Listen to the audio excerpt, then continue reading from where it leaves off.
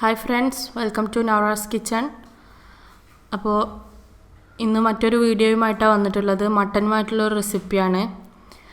ആ റെസിപ്പിയിലേക്ക് പോകുന്നതിൻ്റെ മുന്നേ തന്നെ ആദ്യമായിട്ടാണ് ചാനൽ കാണുന്നവരുണ്ടെങ്കിൽ സബ്സ്ക്രൈബ് ചെയ്യുക, കൂടെ ബെല്ലൈക്കണും ക്ലിക്ക് ചെയ്യുക, പിന്നെ ലൈക്ക് ചെയ്യുക, ഷെയർ ചെയ്യുക. ആദ്യം തന്നെ ലൈക്ക് അടിച്ചിട്ട് വീഡിയോയിലേക്ക് പോവാം. അപ്പോൾ എങ്ങനെയാണ് ഈ മട്ടൻ ഉണ്ടാക്കുന്നതെന്ന് നോക്കാം. ഇതിൽ ഞാനധികം മസാലകൾ ഒന്നും തന്നെ ചേർക്കുന്നില്ല. മസാലപ്പൊടി ഐറ്റംസ് ഒന്നും തന്നെ ചേർക്കാതെ ഉണ്ടാക്കിയെടുത്ത മട്ടനാണ്. അത് വേവിച്ചെടുത്ത ഉണ്ടാക്കിയ സൂപ്പുമാണ് ഇതിൻ്റെ കൂടെ സെർവ് ചെയ്തിട്ടുള്ളത്. അപ്പോൾ എങ്ങനെയാണ് ഇത് ഉണ്ടാക്കുന്നതെന്ന് നമുക്ക് വീഡിയോയിലേക്ക് പോവാം. അപ്പോൾ ആദ്യം തന്നെ ഞാനിവിടെ മട്ടൻ എടുത്തിട്ടുണ്ട്. മട്ടൻ നന്നായി കഴുകി എടുത്തിട്ടുണ്ട്. കുറച്ച് വലുപ്പമുള്ള പീസായിട്ട് തന്നെയാണ് മുറിച്ചിട്ടുള്ളത്, പറ്റ ചെറുതാക്കിയിട്ടല്ല.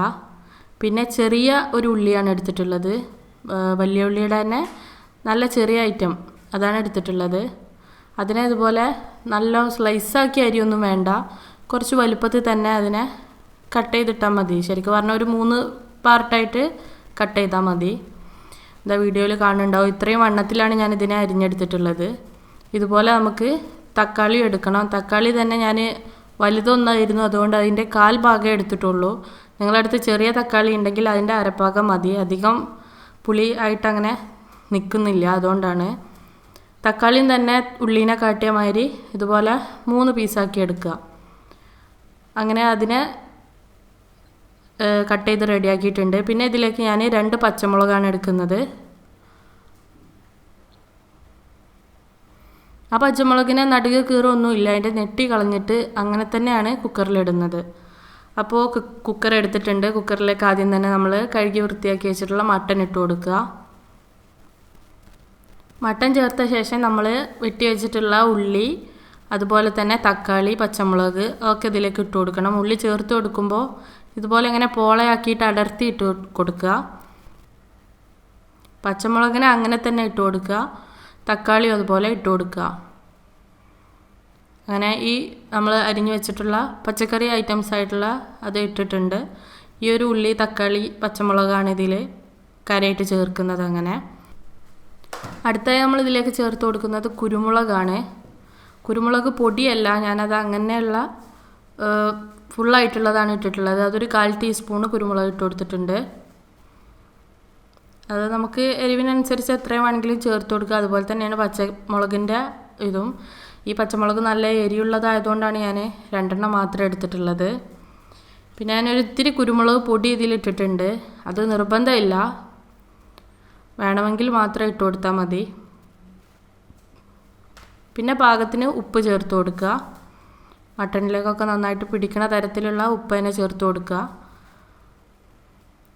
എന്നിട്ട് ഇതിനെ നന്നായിട്ട് മിക്സ് ചെയ്ത് കൊടുക്കുക. ആദ്യം എല്ലായിടത്തും ആ കുരുമുളകിൻ്റെ പൊടി ഇട്ടതും അതുപോലെ തന്നെ ഉപ്പ് ഇട്ടതും കൂടെ മട്ടൻ മേലൊക്കെ നല്ലാണ്ട് ചേരാൻ വേണ്ടിയിട്ട് നല്ലോണം മിക്സ് ചെയ്ത് കൊടുക്കുക. ഇനി ഇതിലേക്ക് നമ്മൾ വെള്ളം ഒഴിച്ച് കൊടുക്കുന്നുണ്ട്. ഞാൻ 1 ഗ്ലാസ് നിറച്ച് വെള്ളം എടുത്തിട്ടുണ്ട്. കാരണം നമുക്കിതിൻ്റെ നീര് നമ്മൾ സൂപ്പാക്കിയിട്ട് യൂസ് ചെയ്യുന്നുണ്ട്, അതുകൊണ്ടാണ് വെള്ളം എടുത്തിട്ടുള്ളത്. ഇനി ഞാൻ വെളുത്തുള്ളി ഇതുപോലെ എന്താ പറയുക, ഒന്ന് ഇടിച്ചതാണ്, അരിയണമെന്നില്ല, ഒന്ന് ജസ്റ്റ് ഒന്ന് ഇടിച്ചാൽ മതി.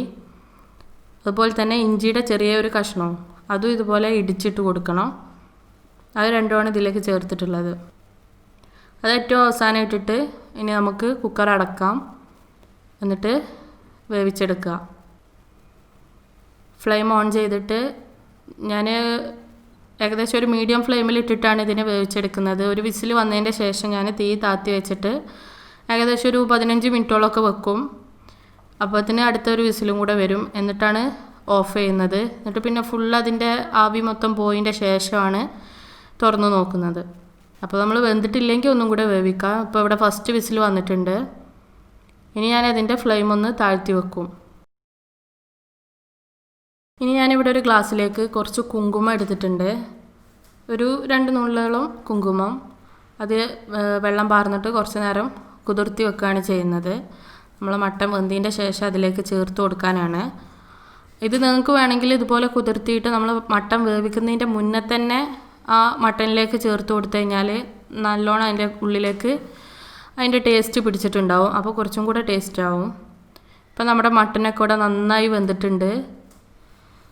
അതിലേക്ക് അത്യാവശ്യം വെള്ളം വന്നിട്ടുണ്ട്. മട്ടൻ്റെ ആ പീസും വെള്ളം നെയ്യിൻ്റെതൊക്കെ കൂടെ അതിലേക്ക് ഇറങ്ങി വന്നിട്ടുണ്ട്.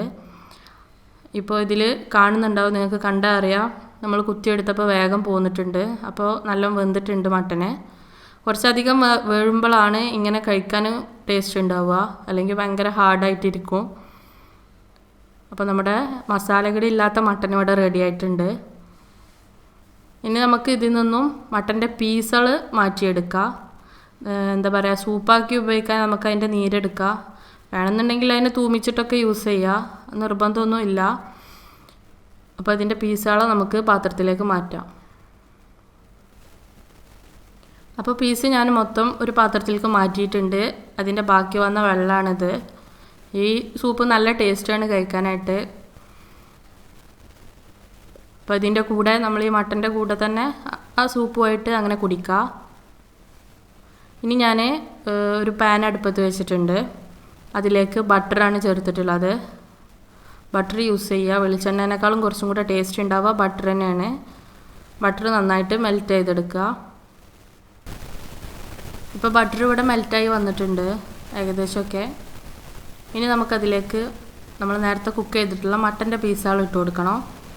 അത് ചേർത്തിട്ടുണ്ട്. അതിലൊന്ന് മട്ടൺ ഓൾറെഡി വെന്തതാണ്, അതുകൊണ്ട് കുറേ നേരം ഒന്നും കെടുക്കണ്ട. ആ ബട്ടറിൻ്റെ ടേസ്റ്റ് അതിൽ വന്നിട്ട് ജസ്റ്റ് ഒന്ന് ഫ്രൈ ചെയ്തെടുക്കുക, അത്രേ വേണ്ടുള്ളൂ.